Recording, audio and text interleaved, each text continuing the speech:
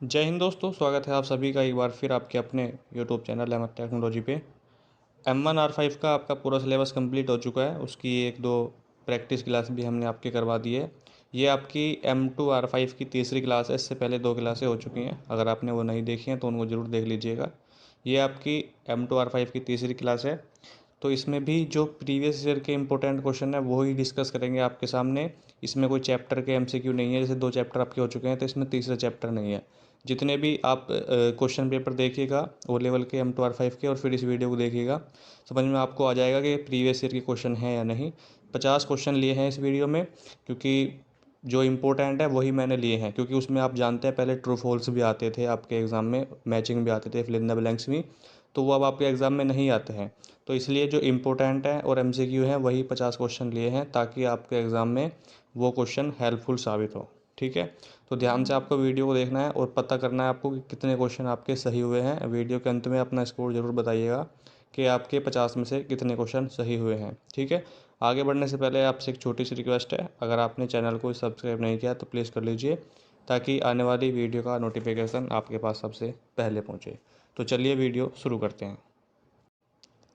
जी, question 1 है आपके सामने कि कौन सा एक सर्च इंजन है, बताइए इसमें से कौन सा एक सर्च इंजन का उदाहरण है, ये आपसे पूछ रहा है।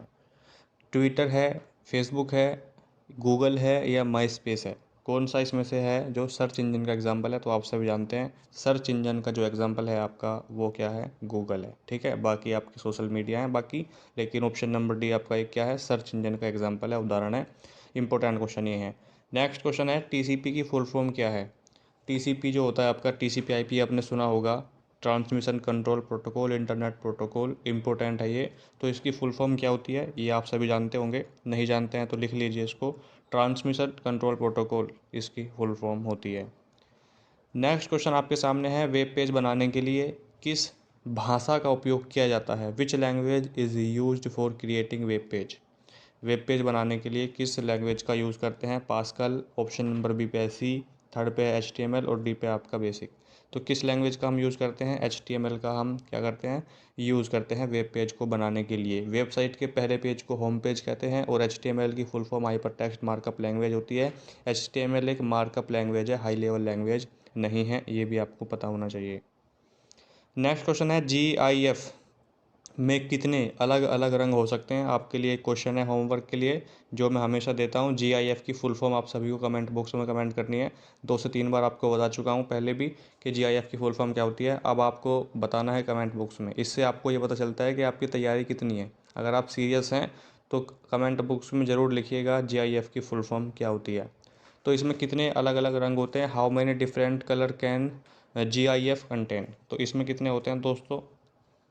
256 होते हैं इसमें। ठीक है, कितने होते हैं? 256 इसमें कलर होते हैं अलग अलग। नेक्स्ट क्वेश्चन आपके सामने है, इंटरनेट की उत्पत्ति की अवधारणा डैश से हुई है, यानी किससे हुई है?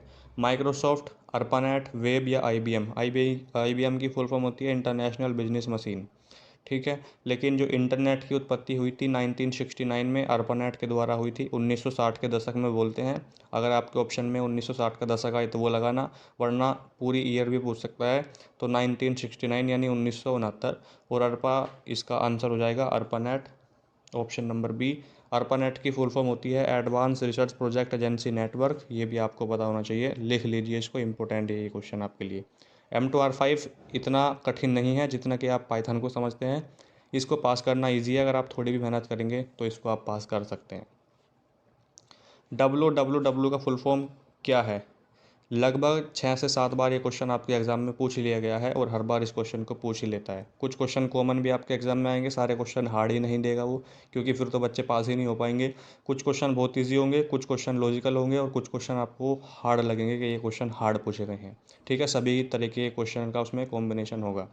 तो WWW की फुल फॉर्म क्या होती है? वर्ल्ड वाइड वेब होती है। ठीक है, एक क्वेश्चन इस तरीके से भी पूछ लेता है आपके एग्जाम में कि W3C का मतलब क्या है? तो W जो है उसमें 3 बार है और C का मतलब आपको केवल पता होना चाहिए। W 3 बार का मतलब तो वही हो जाएगा WWW यानी वर्ल्ड वाइड वेब, लेकिन C का मतलब हो जाता है कंसोर्टियम, ये आपको पता होना चाहिए। अब इस तरीके से आपके क्वेश्चन पूछ सकता है, सीधा WWW ना पूछ के W3C पूछ सकता है, यानी world wide web consortium. C का मतलब कंसोर्टियम होता है वहाँ पे। ठीक है।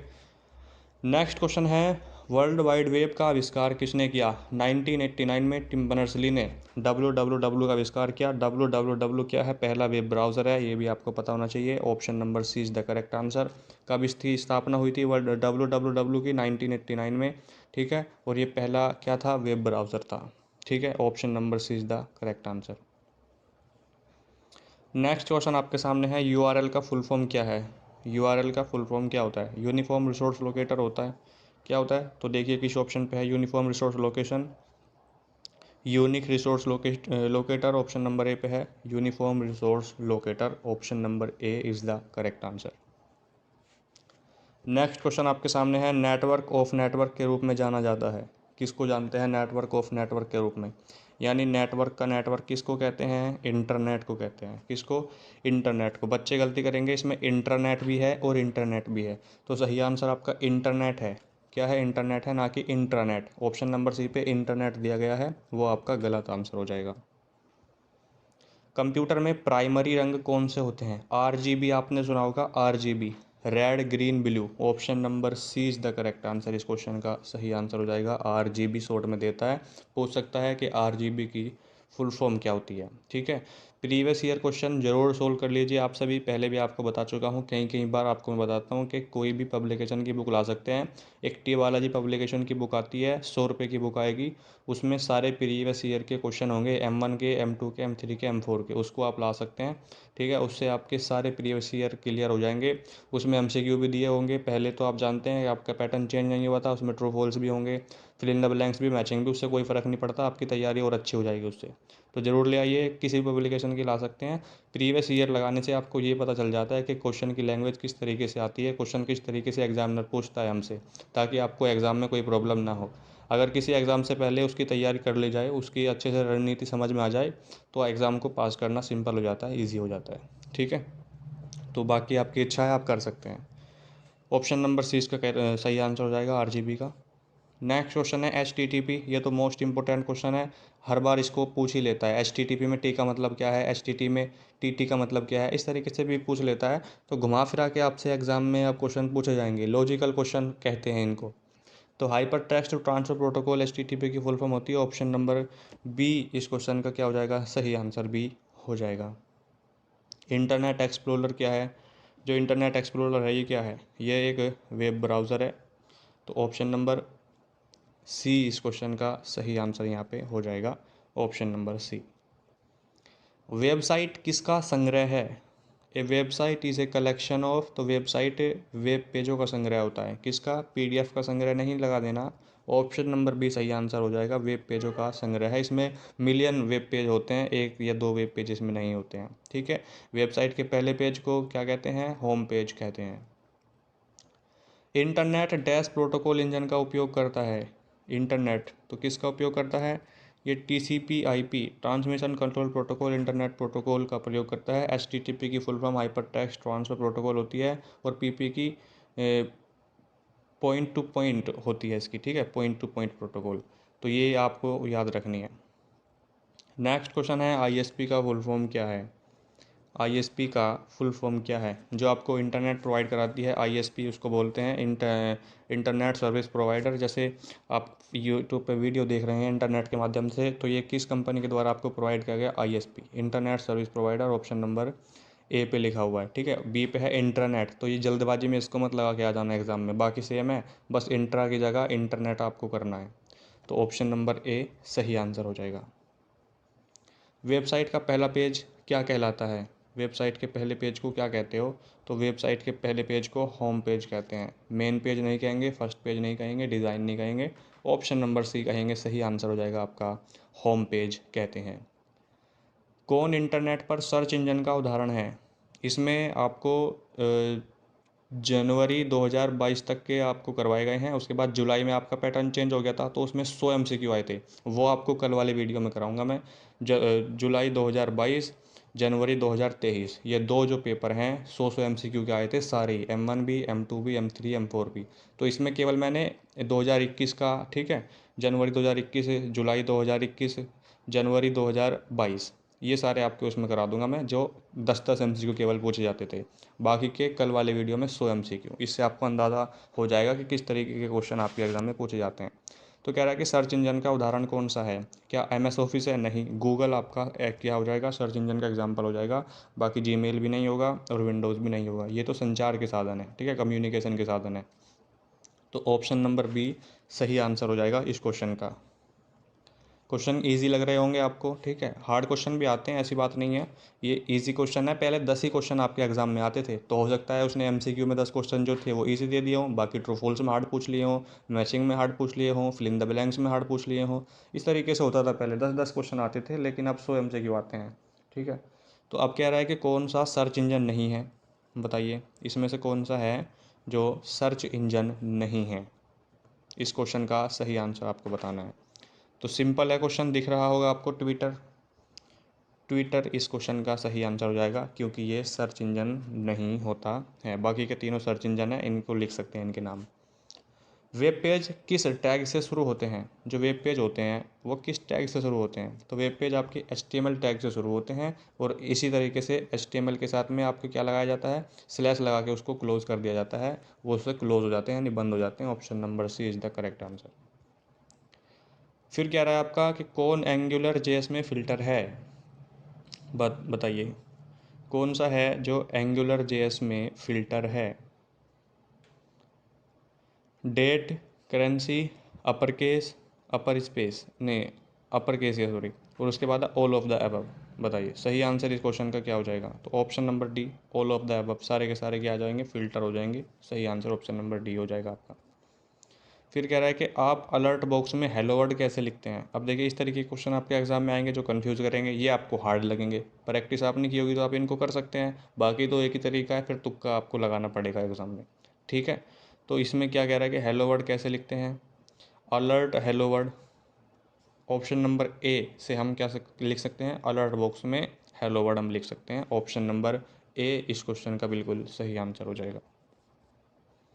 फिर कह रहा है कि XXX.js नामक एक्सटर्नल स्क्रिप्ट को संदर्भित करने के लिए सही स्क्रिप्ट क्या है? बताइए। अब ये क्वेश्चन आपको हार्ड लग रहे होंगे, इस तरीके से क्वेश्चन आपके एग्जाम में पूछता है और पूछेगा भी, तो सही आंसर आपको बताना है। Script SRC equal XXX.js। Option number B इस क्वेश्चन का दोस्तों क्या हो जाएगा, सही आंसर हो जाएगा। इसमें समझाने का कुछ है नहीं वैसे खास, लेकिन बस आपको पता होगा तो आप इसको कर सकते हैं, प्रैक्टिस की होगी तो, वरना आप तुक्का ही लगाएंगे। सबसे बड़ी हेडिंग कौन सी होती है HTML में? HTML में 6 हेडिंग होती हैं टोटल, ये आपको याद रखना है। टोटल 6 हेडिंग होती है। सबसे बड़ी हेडिंग होती है H1 और सबसे छोटी हेडिंग होती है H6। अब ये मत बोल देना कि H6 तो बड़ा होता है तो 6 बड़ी होनी चाहिए, ऐसा नहीं है। इसमें सबसे छोटी होती है आपकी H1, वो सॉरी H6, और सबसे बड़ी होती है H1। तो कह रहा है कि सबसे बड़ी heading, choose the correct HTML element for the largest heading, तो H1 ऑप्शन नंबर सी पे आपको दिख रहा होगा। अगर यहीं पे पूछता है कि सबसे छोटी यानी स्मॉल हेडिंग, तो ऑप्शन नंबर ए हो जाता आपका H6, लेकिन सही आंसर अभी क्या हो जाएगा, क्योंकि लार्जेस्ट पूछा है तो H1 आपका बिल्कुल सही आंसर हो जाएगा। टोटल 6 हेडिंग होती है, बस बड़ी और छोटी पूछता है, बाकी की नहीं पूछता। डैश विशेषता प्रत्येक कोशिका के भीतर स्थान जोड़ती है, बताइए।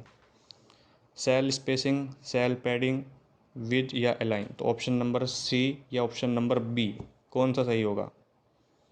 तो ऑप्शन नंबर बी इस क्वेश्चन का सही आंसर हो जाएगा, सेल पैडिंग, ठीक है। वीडियो को सभी बच्चे लाइक कर दीजिएगा प्लीज़, बहुत मेहनत लगती है सब कंटेंट तैयार करने में, क्वेश्चन ढूंढने पड़ते हैं। और एक बच्चा कह रहा था कि ये क्वेश्चन आपने पता नहीं कहाँ से ले लिए हैं। तो भाई क्वेश्चन ढूंढने में टाइम लगता है, कहीं से भी क्वेश्चन ले सकते हैं, प्रीवियस ईयर तो मैं कहीं से भी ले सकता हूँ, इससे आपको क्या मतलब है? आपको केवल पढ़ने से मतलब है, अपने पढ़ने पे जितना दिमाग आप इन चीज़ों पे लगाते हो उतना पढ़ने पे लगा लेंगे तो कम से कम अच्छा ग्रेड आपका वो लेवल में आ जाएगा। अब आप ये मतलब CBI की जांच बिठाते हैं कि क्वेश्चन कहाँ से लेकर आए हैं, कॉपीराइट लगवा दो, हैं? तो क्वेश्चन भाई टाइप करने में टाइम लगता है, इसलिए क्वेश्चन, जैसे क्वेश्चन पेपर मिला उसका स्क्रीनशॉट लेके क्रॉप करके आपके सामने क्वेश्चन रख दिया, इससे अब मतलब क्या है, वो टाइप हुआ हो या आपके सामने लाया गया हो, इससे कोई मतलब नहीं है आपको, ठीक है। तो आप पढ़ते रहिए ध्यान से, ताकि एग्ज़ाम में अच्छा ग्रेड आ सके, वरना इन फालतू चीज़ों में दिमाग लगाओगे तो F ग्रेड देखने को मिलेगा रिजल्ट में, बहुत से बच्चों को देखने को मिलता है, और इस बार भी बहुत से को देखने को मिलेगा जो इस तरीके से अपना दिमाग लगा रहे हैं। चलिए पढ़ते हैं। एक बार ईमेल भेजने के बाद संदेश पैकेट्स में टूट जाता है। किस में टूट जाता है? वो पैकेट्स में टूट जाता है। ऑप्शन नंबर ए इस क्वेश्चन का दोस्तों क्या हो जाएगा? बिल्कुल सही आंसर हो जाएगा। जब आप ईमेल में ई का मतलब होता है इलेक्ट्रॉनिक, पूछता है ये भी, तो ए का मतलब इलेक्ट्रॉनिक होता है। तो जब ईमेल में संदेश भेज देते हो, मैसेज भेज देते हो, तो जो संदेश है वो पैकेट नामक टुकड़ों में टूट जाता है। ऑप्शन नंबर ए सही आंसर हो जाएगा। डीएनएस, डोमेन नेम सिस्टम, इसकी फुल फॉर्म होती है डीएनएस की। कह रहा है कि डीएनएस डैश का अनुवाद करता है। किसका अनुवाद करता है ये? Domain name into IP, internet protocol, IP into domain name, both. A and B यानी दोनों ही क्या हो जाएंगे? सही हो जाएंगे। दोनों का ही अनुवाद करता है, ट्रांसलेट करता है। Option number C is the correct answer. एक एक्सटर्नल स्टाइल शीट को संदर्भित करने के लिए एचटीएमएल दस्तावेज में सही जगह कहाँ है? सही जगह कहाँ है? In the head section, in the body section, in the end of the document, या anywhere in a page. तो सही आंसर मेरे हिसाब से हो जाएगा ऑप्शन नंबर सी। अगर आपको लगता है कि कोई क्वेश्चन का आंसर गलत बता दिया है, या ये क्वेश्चन का आंसर ये नहीं ये होना चाहिए, तो कमेंट बॉक्स में आप अपनी राय लिख सकते हैं, अपना सुझाव लिख सकते हैं, उस पर हम देखेंगे। अगर वो क्वेश्चन सही हुआ जो आप बता रहे हैं, तो एग्ज़ाम से पहले उसको सही कर लिया जाएगा, आपको बता दिया जाएगा, ताकि आपका और बच्चों का क्वेश्चन गलत ना हो अगर वो एग्ज़ाम में पूछ लिया जाए। क्योंकि गलती हो जाती है कभी कभी, बाई मिस्टेक कोई क्वेश्चन गलत बता दिया जाता है, तो उसको आप बता सकते हैं। इसमें आपका ही मतलब आपका ही फ़ायदा है इसमें, ठीक है। एक्सटर्नल स्टाइल शीट को संदर्भित करने के लिए सही एचटीएमएल क्या है? अब देखिए, क्वेश्चन देख के बच्चे पागल भी हो सकते हैं। इस क्वेश्चन को देख के पागल भी हो सकते हैं, और होना भी चाहिए, क्योंकि क्वेश्चन इस तरीके से है ये। भैया एचटीएमएल लैंग्वेज है, ये समझ में जिसको आ गई तो आ गई, वरना फिर तो तुक्का ही मारना, आपके पास एक ऑप्शन बचता है, या कोई क्वेश्चन आपको बता दे कोई बच्चा तो बता दें। तो सही आंसर क्या होगा इसका? इसको तो आपको ध्यान से पढ़ना पड़ेगा, समझना पड़ेगा, जब भी आप कर सकते हैं। अब इसको देखिए, पढ़िए। लिंक हो जाएगा rel, style sheet, type text, CSS. CSS की full form cascading style sheet होती है, ये जो लिखा हुआ है यहाँ पे, ठीक है। बाकी ऑप्शन नंबर सी यहाँ पर इसका भी सही आंसर हो जाएगा। कह रहा है कि the CSS border property do not include border style. बताइए सही आंसर क्या है इसका? कह रहा है कि जो सीएसएस है यानी कैस्केडिंग स्टाइल शीट का बॉर्डर प्रॉपर्टी है, वो बॉर्डर स्टाइल में इंक्लूड नहीं है। तो क्या हो जाएगा? इंक्लूड नहीं है तो फॉल्स। फॉल्स है, क्या हो जाएगा? ये फॉल्स हो जाएगा। ऑप्शन नंबर बी, ये पहले पूछे हुए क्वेश्चन है। नेक्स्ट क्वेश्चन है, C S S background property is used to define the background effect on element. तो इसका हो जाएगा भाई ट्रू। क्या हो जाएगा? मेरे हिसाब से तो इसका ट्रू हो जाएगा, क्योंकि बिल्कुल सही बात बोल रहा है। The external style sheet may be written in any text editor must but must be saved with a dot C S S extension. यानी सी एस एस एक्सटेंशन के साथ ही सेव होगी, चाहे किसी भी एडिटर में वो बनाई गई हो, लिखी गई हो। तो ऑप्शन नंबर क्या हो जाएगा इसका? ए। क्या हो जाएगा? वो ट्रू हो जाएगा, ठीक है। ऑप्शन नंबर है true. The text inside the text area tag work like. बताइए कौन सा इसका सही आंसर है? P formatted text, T formatted text, या pre formatted text? Option number C ही सही हो जाएगा, pre formatted text, option number C. Next question है, meta tag appear in. Meta tag होता है कहाँ? बॉडी टैग के अंदर होता है। Option number C is the correct answer. Correct HTML hypertext markup language to left align to content inside a table cell is, उसको क्या कहते हैं? तो option number A, B, C या डी? तो सही हो जाएगा आपका ऑप्शन नंबर ए, ठीक है। The attribute which define the relationship between current document and, ये कुछ क्वेश्चन इंग्लिश में है तो इसको आप पढ़ सकते हैं, मैनेज कर लीजिए। सही आंसर इसका यहाँ पर वैसे ऑप्शन नंबर ए हो जाएगा, REL, ठीक है, रील। HTML का फुल फॉर्म क्या है? HTML का full form hyper text markup language होता है सर। ये तो बहुत ईजी क्वेश्चन है। क्या होता है? Hyper text markup language. तो ऑप्शन नंबर क्या हो जाएगा? बी इस क्वेश्चन का सही आंसर यहाँ पर हो जाएगा। क्या कह रहा है कि टेक्स्ट बॉक्स कंट्रोल की डैश विशेषता अधिकतम वर्णों को सीमित करने की अनुमति देती है। सही आंसर क्या है इस क्वेश्चन का? बताइए। सही आंसर आपको बताना, टेक्स्ट बॉक्स कंट्रोल की डैश विशेषता अधिकतम वर्णों की सीमित करने की अनुमति देती है। बताइए इसका सही आंसर क्या होगा? तो इसका क्या हो जाएगा? Max length, option number C. अभी एक क्वेश्चन गया है, ये मेटा टैग अपेयर इन, इसका सही आंसर बॉडी टैग मैंने आपको शायद बताया, लेकिन इसका बॉडी टैग नहीं हेड टैग होगा। क्या होगा, हेड टैग होगा। इसलिए मैं कहता हूँ बाई मिस्टेक कोई क्वेश्चन गलत हो जाता है जल्दबाजी में, क्योंकि मेटा टैग की बात कर रहे हैं यहाँ पे। तो मेटा टैग अपीयर इन, तो सही आंसर दोस्तों इसका हेड टैग हो जाएगा। इसको सही कर लीजिए, ठीक है, हेड टैग इसका सही आंसर हो जाएगा। बाकी के सही हैं सारे। HTML का पूरा नाम आपको बता दिया है, इसका भी हो जाएगा option number C. Next question आपके सामने है, मार्कअप टैग वेब ब्राउज़र को डैश बताते हैं। तो क्या बताते हैं मार्कअप टैग वेब ब्राउज़र को, क्या बताते हैं, how to display the way, how to organize the page, how to display the page, यानी वेब पेज को कैसे प्रदर्शित किया जाए, यही बताते हैं। ऑप्शन नंबर बी सही आंसर हो जाएगा इस क्वेश्चन का, ठीक है। नेक्स्ट क्वेश्चन है, वेब पेज इनमें से किस टैग से शुरू होते हैं। तो वेब पेज आपको बताया मैंने HTML टैग से शुरू होते हैं। किस टैग से, HTML टैग से वेब पेज आपके शुरू होते हैं। IKEA ने भारत में अपना पहला खुदरा स्टोर किस शहर में स्थापित किया। तो ये हैदराबाद में स्थापित किया था। ऑप्शन नंबर ए इस क्वेश्चन का क्या हो जाएगा, सही आंसर हो जाएगा दोस्तों। CSS can also be used with any kind of XML document. बताइए, इसका यूज़ किसी भी XML डॉक्यूमेंट के साथ, एक्सटेंसिबल मार्कअप लैंग्वेज होती है XML की फुल फॉर्म, किया जा सकता है क्या इसका। तो ये ट्रू हो जाएगा। CSS की फुल फॉर्म इंपॉर्टेंट है भाई, बता रहा हूँ मैं, इंपॉर्टेंट आ सकती है। Cascading style sheet full form होती है CSS की, और ये आपका क्या हो जाएगा, ट्रू हो जाएगा। CSS stand for cascading style sheet, तो बिल्कुल सही बात कह रहा है, ये इसकी फुल फॉर्म होती है। तो ट्रू हो जाएगा, यानी ऑप्शन नंबर ए। एक नया सूची आइटम बनाने और एक हाइपरलिंक भी शामिल करने के लिए उपयोग किया जाने वाला टैग है, कौन सा टैग है।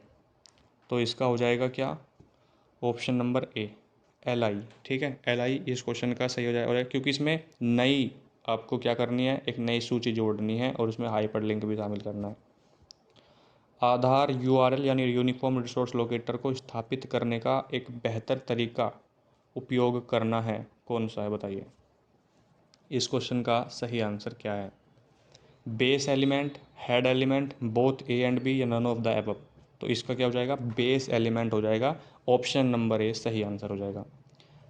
DT टैग को हमारे वेब पेज की एक पंक्ति में फिट करने के लिए डिज़ाइन किया गया है, लेकिन DT टैग स्वीकार करेगा क्या, full paragraph, inline to text, word या रिक्वेस्ट। सही आंसर बताइए क्या है इस क्वेश्चन का। क्वेश्चन को एक बार फिर से पढ़िए। DT टैग को हमारे वेब पेज की एक पंक्ति में, DT tag is designed to fit a single line of our web page, but DT tag will accept a full paragraph. क्या हो जाएगा, फुल पैराग्राफ। क्वेश्चन अगर समझ में नहीं आता है तो उसको आप दोबारा पढ़िएगा, समझ में आएगा आपके, ठीक है। क्वेश्चन को 2 बार तो कम से कम पढ़ना भी चाहिए। कौन एक कंटेनर टैग है, कंटेनर टैग की बात कर रहा है कि कौन सा है जो कंटेनर टैग है। Select, body, input. तो A एंड B जो है आपके दोनों क्या होते हैं, कंटेनर टैग होते हैं। ऑप्शन नंबर सही आंसर डी है, लेकिन मैंने आपको बताया है जो सिलेक्ट है और बॉडी है दोनों कंटेनर टैग होते हैं, ठीक है। ऑप्शन नंबर डी सही आंसर यहाँ पर हो जाएगा। पैराग्राफ की शुरुआत को चिन्हित करने के लिए कौन से टैग का उपयोग किया जाता है। पैराग्राफ की शुरुआत आपको करनी है, which tag is use to mark a beginning of paragraph. बताइए सही आंसर क्या है इस क्वेश्चन का। TD टैग का यूज़ करोगे पैराग्राफ के लिए, या BR का, या P का। तो किसका यूज़ करते हैं, पैराग्राफ स्टार्ट करने के लिए P टैग का यूज़ करते हैं। नेक्स्ट क्वेश्चन है, the attribute which define the relationship between current document and HAREF EDURL is. इसका सही आंसर क्या है, इस क्वेश्चन का सही आंसर क्या है, रील, URL, REV, या ऑल ऑफ दीज। तो सही आंसर हो जाएगा ऑप्शन नंबर ए, REL। HTML का full form hyper text markup language होता है, ये तो आपको पता ही है, ऑप्शन नंबर बी पे लिखा हुआ है। और आज का लास्ट क्वेश्चन आपके सामने है, ये तो वही है, सबसे बड़ी हेडिंग, वृहत्तम शीर्षक के लिए HTML। अब वृहत्तम शीर्षक पढ़ोगे तो पागल भी हो सकते हो, क्योंकि सर ये तो पता ही नहीं वृहत्तम शीर्षक क्या होता है। तो इंग्लिश में भी क्वेश्चन आपके सामने क्वेश्चन पेपर में अवेलेबल होगा वहाँ पे, तो उसको आप इंग्लिश या हिंदी किसी भी लैंग्वेज में पढ़ सकते हैं जिसमें आप मतलब समझ सकते हैं। तो इसमें कह रहा है कि लार्जेस्ट हेडिंग के लिए H1 का यूज़ करते हैं। तो ये आज के आपके प्रीवियस ईयर के जनवरी 2021, जुलाई 2021 और 2022 का जनवरी वाला पेपर था वो मैंने आपको इसमें करा दिया है, क्योंकि 10-10 MCQ आते थे उसमें। कुछ ट्रू फॉल्स भी मैंने ले लिए हैं, आपको पता होना चाहिए कि किस तरीके से ट्रू फॉल्स में क्वेश्चन आते थे। तो अब आपको अंदाज़ा हो गया है। इसके बाद जो क्लास आएगी 100 MCQ उसमें डिस्कस करेंगे जो इंपॉर्टेंट होंगे आपके एग्जाम के लिए। ठीक है, वीडियो कैसी लगी ज़रूर बताना और लाइक कर दीजिए सभी बच्चे, और जिन्होंने चैनल को सब्सक्राइब नहीं किया है तो प्लीज़ सब्सक्राइब भी ज़रूर कर लीजिए। मिलते हैं नेक्स्ट वीडियो में, तब तक के लिए जय हिंद, जय भारत।